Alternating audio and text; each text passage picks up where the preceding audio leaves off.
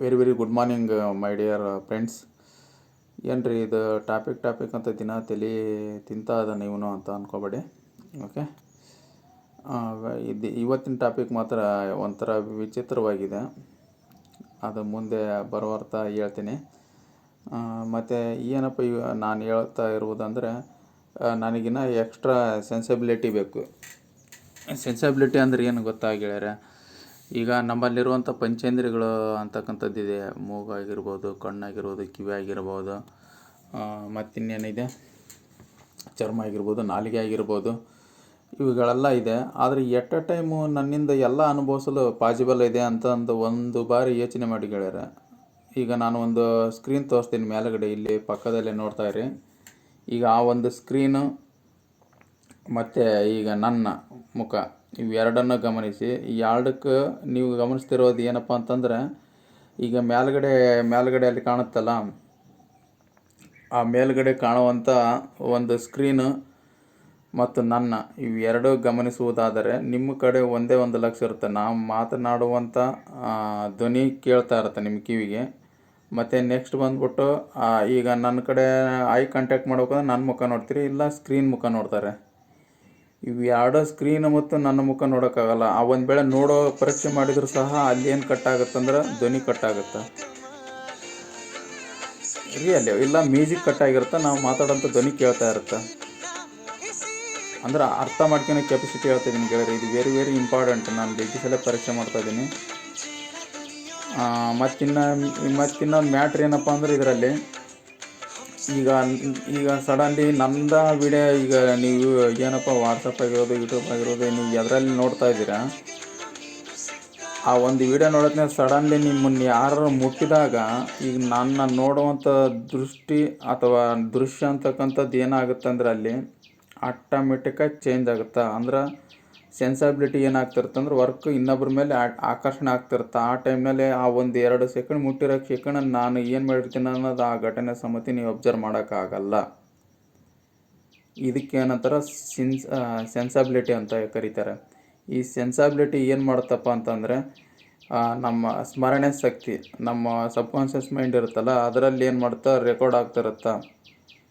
Audio video ಹೆಂಗೆ ನಾವು ಮೊಬೈಲಲ್ಲಿ ಯಾವ ಥರ ನಾವು ರೆಕಾರ್ಡ್ ಮಾಡ್ತೀವೋ ಅದೇ ರೀತಿ ಇಲ್ಲಿ ಮೈಂಡ್ನಲ್ಲಿ ರೆಕಾರ್ಡ್ ಆಗ್ತಾ ಇರುತ್ತೆ. ಈ ಒಂದು ರೆಕಾರ್ಡಿಂಗ್ ಸಿಸ್ಟಮ್ ನಾವು ಕರೆಕ್ಟಾಗಿ ಅಬ್ಸರ್ವ್ ಮಾಡ್ಕೊಂಡು ನಮ್ಮ ಗಮನ ಯಾವ ರೀತಿ ಯಾವೊಂದು ವಿಷಯಕ್ಕೆ ನಾವು ಕೊಡ್ಬೇಕು ಅನ್ನೋದು ತಿಳ್ಕೊಂಬಿಟ್ರೆ ಸಾಕು ಗೆಳೆಯರೆ, ನಾವೆಲ್ಲ ಥರ ಸಾಧನೆ ಮಾಡ್ಬೋದು. ಯಾಕಂದರೆ ಇದು ಒಂಥರ ವಿಚಿತ್ರ ಟಾಪಿಕ್. ನಾನು ಎಲ್ಲ ಟಾಪಿಕ್ಗಳೇ ಮೈಂಡಿಗೆ ಸಂಬಂಧಪಟ್ಟಂಗೆ ಇರ್ತವೆ. ಹಾಗಾಗಿ ನಾನು ಪ್ರತಿನಿತ್ಯ ಅದ್ರ ಬಗ್ಗೆನೇ ನಾನು ಸ್ಟಡಿ ಮಾಡ್ತಾ ಇರೋದು. ಓಕೆ, ಇನ್ನೊಂದು ನಿಮಗೆ ಎಕ್ಸ್ಟ್ರಾ ಒಂದು ಟಾಪಿಕ್ ಹೇಳ್ತೀನಿ ನೋಡಿ ಗೆಳೆಯರೆ. ಓಕೆ, ಕಾಂಪಿಟೇಟಿವ್ ಅಂತಕ್ಕಂಥದ್ದು ಭಾಳ ಮುಂದುವರೆದ ಜಗತ್ತು ಆಗಿದೆ. ಅಪ್ಪ ಕಣ್ಣೆಲ್ಲ ಮುಚ್ಚಕ್ಕಂತ ನಾನು ಕಾಂಪಿಟೇಟಿವ್ ಅಂದ್ರೆ ನಿಜವಲ್ಲ.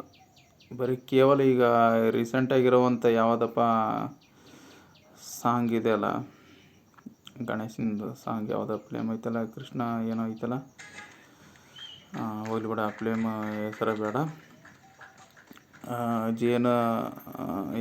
ಜೇನು ಧ್ವನಿಯವಳ ಅಂತ ಒಂದು ಸಾಂಗ್ ಇದೆ. ಆ ಒಂದು ಸಾಂಗಿಗೆ ಎಷ್ಟು ಜನ ಚರ್ಚೆ ಮಾಡ್ತಾ ಇದ್ದಾರೆ ಜಗತ್ತಿನಾಗ. ಬೇರೆ ಬೇರೆ ದೇಶದವ್ರ ಸಮೇತಿಗೆ ಆ ಒಂದು ಆ ಒಂದು ಸಾಂಗಿಗೆ ಡ್ಯಾನ್ಸ್ ಆಡ್ತಾ ಇದ್ದಾರೆ.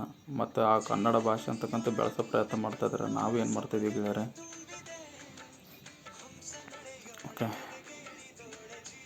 ಇಂಥವೆಲ್ಲ ಪ್ಲೇಮ್ ಬಗ್ಗೆ ಹೇಳಿದ್ರೆ ನಿಮ್ಗೆ ಇನ್ನೂ ಖುಷಿ ಬರುತ್ತೆ, ಇನ್ನೂ ಕೇಳಬೇಕು. ನಾನು ಹಾಡು ಇನ್ನು ಲಿಸನಿಂಗ್ ಅಂದರೆ ಕೇಳ್ಬೇಕು ಅನಿಸ್ತೈತೆ.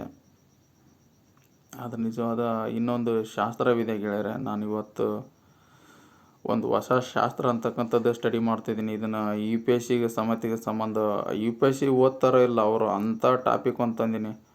ಯಾವುದೋ ಅಲ್ಕೋನಮಿ ಅಂತಂದು ಬರುತ್ತೆ, ಸಾರಿ ಅಲ್ಚಮಿ ಅಂತಂದು ಬರುತ್ತೆ. ಅಲ್ಚಮಿ ಅಂತಂದ್ರೆ ಏನಪ್ಪ ಅಂದ್ರೆ, ಇದು ಮನಃಶಾಸ್ತ್ರ ಅಲ್ಲ ಗೆಳೆಯರೆ, ಇದು ಯಾವುದೂ ಅಲ್ವೇ ಅಲ್ಲ, ಇದು ಟಾಪಿಕ್ಕೇ ಅಲ್ವೇ ರೀ. ಇದು ಏನು ಅನ್ನೋದು ಪರಿವರ್ತನೆ ಮತ್ತು ಈ ಹಿಂದೆ ಜನ ಯಾವ ರೀತಿ ಉಗಮ ಆದ ಮನುಷ್ಯ ಅಂತಕ್ಕಂಥದ್ದು ಅವನು ಏನು ಸ್ವರೂಪ ಮನುಷ್ಯ ಅಂತ ಅದು ಮನುಷ್ಯನ ಸಂಬಂಧಪಟ್ಟಿದ್ದು ಒಂದೇ ಟಾಪಿಕ್ ಇರೋದಿಲ್ಲ. ಪ್ರತಿಯೊಂದು ಪರಿವರ್ತನೆ ಅಂತಕ್ಕಂಥದ್ದು ಯಾವ ರೀತಿ ಆಯ್ತು, ಈ ಥರ ಒಂದು ಶಾಸ್ತ್ರ ಇದೆ. ಇದನ್ನು ಸ್ಟಡಿ ಮಾಡ್ತಾಯಿದ್ದೀನಿ. ನಿಮಗೇನೋ ಮಿಸ್ ಹೊಡಿತಿರೋವಾಗ ಅನ್ನಿಸ್ತದೆ ಅಲ್ಲ. ಇಟ್ಟ ತನಕ ನಾನು ಹೇಳ್ತಿರೋದು ಸೆನ್ಸಬಿಲಿಟಿ ಟಾಪಿಕ್ ಬಗ್ಗೆ. ಈಗ ಸಡನ್ಲಿ ನಾನು ಆಲ್ಕಮಿ ಬಗ್ಗೆ ಹೇಳ್ತಾ ಇದ್ದೀನಿ. ಹಾಗಾಗಿ ಈ ಒಂದು ವಿಡಿಯೋ ಇಲ್ಲಿಗೆ ಮುಗಿಸ್ತೀನಿ ಗೆಳೆಯರೆ. ಯಾಕಂದರೆ ನಾನು ಮಾತಾಡಿರೋದು ಇಟ್ಟ ತನಕ ಸೆನ್ಸಬಿಲಿಟಿ, ಓಕೆ. ಹಾಗಾಗಿ ಈ ಸೆನ್ಸಬಿಲಿಟಿಗೆ ಸ್ವಲ್ಪ ಆದರೂ ತಿಳ್ಕೊಂಡ್ರೆ ಸ್ವಲ್ಪ ನೋಡಿ ಗೆಳೆಯರೆ. ಈ ಥರ ಸಿಂಬಾಲಿಕ್ ಕೆಳಗಡೆ ಇರುತ್ತೆ, ಲೈಕರ ಮಾಡಿ ಗೆಳೆಯರೆ ಪ್ಲೀಸ್. ಇಷ್ಟ ತನಕ ನಾನು ಸಿಕ್ಕಾಪಟ್ಟೆ ನಿಮಗೋಸ್ಕರ ಎಲ್ಲ ವೆಬ್ಸೈಟ್ ಏನು ಅಂತಾರಲ್ಲ ಎಲ್ಲ ಸ್ಟಡಿ ಮಾಡಿಬಿಟ್ಟು ನಿಮಗೆ ಹೊಸದಾಗಿ ಟಾಪಿಕ್ ಕೊಡ್ತಾನೆ ಇರ್ತೀನಿ. ಮತ್ತು ಈ ಒಂದು ವಿಡಿಯೋ ನಿಮಗೇನಾದರೂ ಹೌದಪ್ಪ ಇವನು ಹೇಳೋದ್ರಲ್ಲಿ ಅರ್ಥ ಇದೆ, ಸೆನ್ಸಬಿಲಿಟಿ ಸ್ವಲ್ಪ ಆದರೂ ಕ್ಲಿಯರ್ನೆಸ್ ಸಿಗ್ತಾಯಿದೆ, ಕಾನ್ಸಂಟ್ರೇಷನ್ನು ಈಗ ಒಂದು ಕಡೆ ಗಮನ ಕೊಡೋಕೆ ಯಾಕೆ ಆಗ್ತಾಯಿಲ್ಲ. ನಾವು 2-3 ಸ್ಕ್ರೀನ್ ಕಣ್ಣು ಮುಂದೆ ನೋಡ್ತಾ ಇದ್ರು, ಒಂದು ಕಡೆ ಮಾತ್ರ ಕಾನ್ಸಂಟ್ರೇಷನ್ ಮಾಡ್ತೀವಿ, ಇನ್ನೊಂದು ಕಡೆ ಕಾನ್ಸಂಟ್ರೇಷನ್ ಮಾಡೋಕ್ಕಾಗ್ತಾಯಿಲ್ಲ. ಯಾಕೆ ಏನು ಅಂತೆಲ್ಲ ಸ್ವಲ್ಪ ಆದರೂ ಅರ್ಥ ಆಗಿದೆ ಈ ಒಂದು ವಿಡಿಯೋದಲ್ಲಿ. ಹಾಗಾಗಿ ನಾನು ಏನಪ್ಪ ಹೇಳಿದೆನೋ ಆಲ್ಕಮಿ, ಓಕೆ. ಅದ್ರ ಬಗ್ಗೆ ನಾನು ನೆಕ್ಸ್ಟ್ ವಿಡಿಯೋದಲ್ಲಿ ನಿಮಗೆ ತಿಳಿಸ್ತೀನಿ ಗೆಳೆಯರೆ. ನೀವು ಕೆಳಗಡೆ ಕಾಮೆಂಟ್ ಹಾಕಿ ಆಲ್ಕಮಿ ಬಗ್ಗೆ ಕಂಪ್ಲೀಟಾಗಿ ಮಾಹಿತಿ ಕೊಡ್ತೀನಿ. ಅದು ಏನು ಅಂದರೆ ಆ್ಯಕ್ಚುಲ್ ಅಂದರೆ UPSC ಸಮೇತ ಓದಲ್ಲ ಸಿಲೆಬಸ್, ಆದರೆ ನಾನು ನಿಮಗೋಸ್ಕರ ಅದರ ಮಹತ್ವ ಅಂತಕ್ಕಂಥ ತಿಳಿಸ್ಕೊಡುವಂಥ ಪ್ರಯತ್ನ ಮಾಡ್ತೀನಿ ಮುಂದೆ ಬರುವಂಥ ವಿಡಿಯೋಗಳು. ಈ ಒಂದು ವಿಡಿಯೋ ಇಲ್ಲಿಗೆ ಮುಗಿಸ್ತೀನಿ ಗೆಳೆಯರೆ, ಓಕೆ. ಇಲ್ಲಿವರೆಗೆ ಸುಮಾರು ಒಂದು 6-7 ನಿಮಿಷ ನೀವು ನನಗೋಸ್ಕರ ಟೈಮ್ ಸ್ಪೆಂಡ್ ಮಾಡಿ ಒಂದು ಈ ವಿಡಿಯೋ ನೋಡಿದ್ದಕ್ಕೆ ನಿಮಗೆ ಧನ್ಯವಾದಗಳು ಗೆಳೆಯರೆ. ಯಾಕಂದರೆ ಟೈಮ್ ಅಂತಕ್ಕಂಥ ಮಹತ್ವ ಇದೆ. ಹೊಸದಾಗಿ ತಿಳಿದುಕೊಳ್ಳುವಂಥ ಪ್ರಯತ್ನ ಪಡೋಣ. ಪ್ರತಿನಿತ್ಯ ಹೊಸದನ್ನೇ ನೋಡೋಣ. ಜಗತ್ತು ಹೊಸದಾಗಿಯೇ ಇರುತ್ತದೆ. ನಾವು ಹಿಂದೆ ಏನೆಲ್ಲ ನೆನಪಿಸಿಕೊಳ್ಳುತ್ತೇವೆ ಅದೆಲ್ಲ ನಮಗೆ ಸವಿ ನೆನಪಾಗುತ್ತದೆ. ಮುಂದೆ ಬರುವಂಥ ಹೊಸ ವಿಚಾರ, ಹೊಸ ಅನುಭವವನ್ನು ಉಂಟು ಮಾಡುತ್ತದೆ. ಹಾಗಾಗಿ ಒಂದು ವಿಡಿಯೋ ಮುಗಿಸುತ್ತೇನೆ. ಜೈ ಹಿಂದ್, ಜೈ ಭಾರತ್.